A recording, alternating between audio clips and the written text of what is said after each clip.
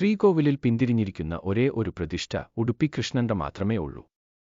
ഇവിടെ കൃഷ്ണൻ ഒരു കുട്ടിയായി കൈയിൽ തൈര് കടയുന്ന മന്തും എടുത്തുകൊണ്ടു നിൽക്കുന്ന രൂപമാണ്.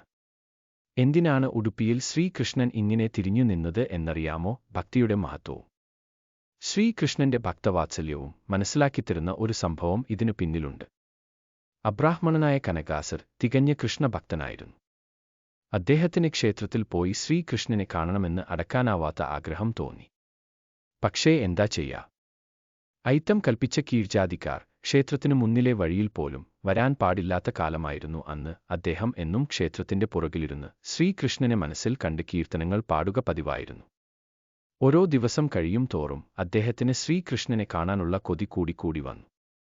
ഒരു ദിവസം അദ്ദേഹം ഹൃദയം പൊട്ടുന്ന സങ്കടത്തോടെ പാടി: കൃഷ്ണ നീ ബേഗനെ ബാരയാ, ബേഗനെ ബാരോ മുഖവന്നീ തോരോ, കൃഷ്ണ നീ വേഗം വരൂ, വേഗം വരൂ, ആ തിരുമുഖം ഒന്ന് കാണിക്കൂ എന്ന ഗാനം പാടി.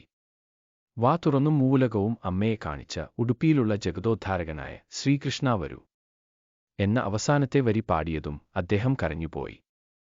തന്റെ കുട്ടി വായ്ക്കുള്ളിൽ സർവപ്രപഞ്ചവും കാണിച്ചു കൊടുത്ത ശ്രീകൃഷ്ണ, ഈ ജഗത്തിനെ ഉദ്ധരിക്കുന്ന നിനക്ക് എന്റെ മുന്നിൽ ഒന്നു വരാൻ എന്താണ് പ്രയാസം, എന്നിട്ടും വന്നില്ലല്ലോ എന്ന ഒരു പരിഭവം കൂടി ഈ വരികളിൽ ഉണ്ട്.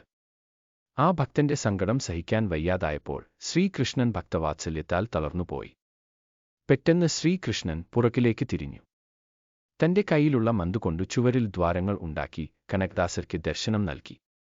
പിന്നീട് ആ വിഗ്രഹത്തെ പഴയതുപോലെ തിരികെ വയ്ക്കാൻ ആർക്കും ധൈര്യം വന്നില്ല. അതുകൊണ്ട് ശ്രീകോവിലിൽ പിന്തിരിഞ്ഞിരിക്കുന്ന ഉടുപ്പി കൃഷ്ണൻ ഭക്തവാത്സല്യത്തിന്റെ പ്രതീകമായി ഇന്നും നിലകൊള്ളുന്നു.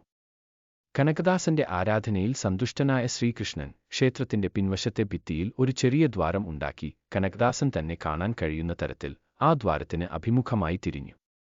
ഈ ദ്വാരം കനകനകിണ്ടി എന്ന പേരിൽ അറിയപ്പെടുന്നു.